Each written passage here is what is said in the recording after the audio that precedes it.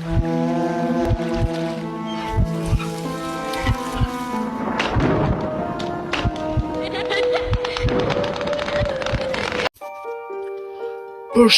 miq të Adaga Media dhe mirë se erdhët në një video të re në këtë kanal.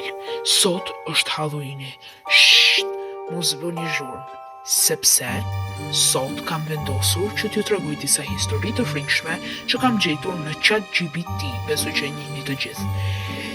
Siç e shikoni pra, kemi disa histori të frikshme që do t'i lexojmë gjatë ditës së sotme me rastin e festës së Halloweenit, edhe pse unë nuk e festoj, asnjëri nga ne të Adaga Media nuk është se e festojmë dhe besojmë në këtë.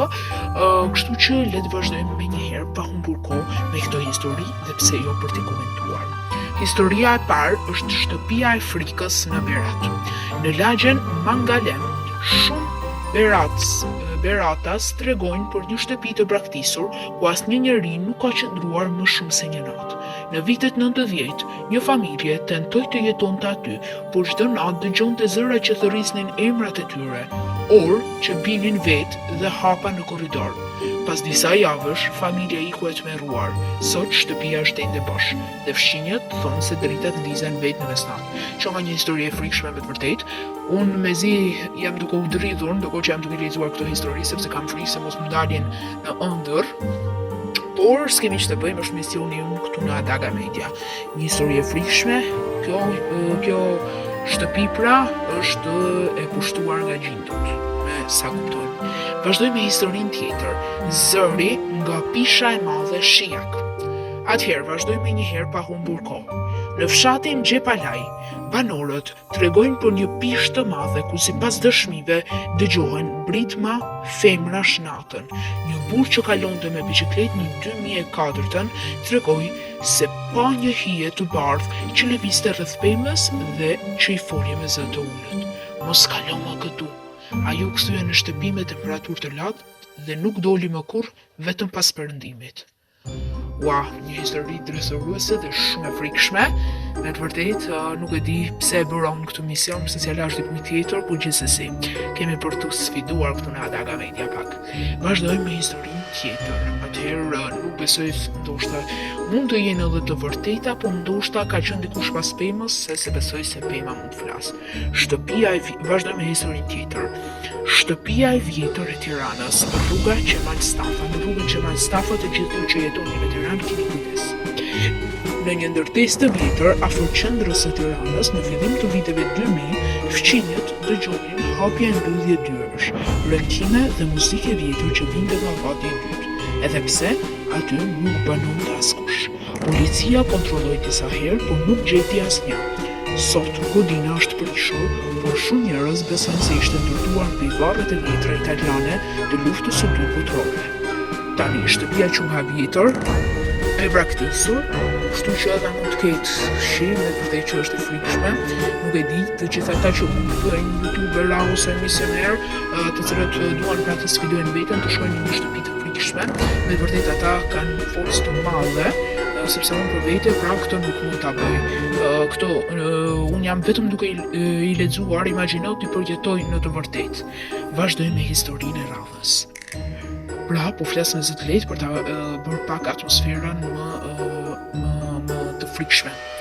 Atëherë, ju që jeni në moshën 10 vjeç, jeni fëmijë të vegjël, ju lutem mos e shihni këtë video. Pra të gjithë ata të cilët kanë probleme me zemrën ose ndonjë gjë tjetër, sepse është pak video e frikshme edhe unë në fakt dhe po kam pak frikë. Gjithsesi vazhdojmë një herë. Rasti i vajzës së varrosur gjallë në Pogradec pas ka tutur. Okej, ta shohim se kjo do të jetë në vërtet merrsisht horror. Në vitet 1960, një vajzë nga një fshat afër Pogradecit u shpall e vdekur pas një sëmundje të papritur. Kur pas disa ditësh dëgjuan trokullime nga varri, banorët hapën arkivolin dhe gjetën trupin të përmbysur me shenja gërvishtjesh në kapakun e drunit, që prej asaj kohe varri i saj njihet si varri që flet dhe askush nuk kalon aty natën. Një histori tepër e frikshme, nuk e di me të vërtetë, por kush i ka përjetuar këto gjëra dhe nëse janë, pra unë i ka kërkuar pak a shumë ChatGPT-s histori të vërteta për shkak se nive kemi nxjerr një njoftim këtu në Adaga Media për të na nisur fansat histori të frikshme.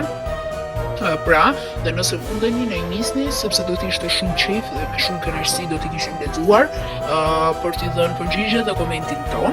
Por prandaj zgjodhëm pak ChatGPT-n për ta bërë një atmosferë më shumë horrore për sa i përket Halloweenit, se është edhe Halloween, për ata që e festojnë, se nuk është sa e festoj.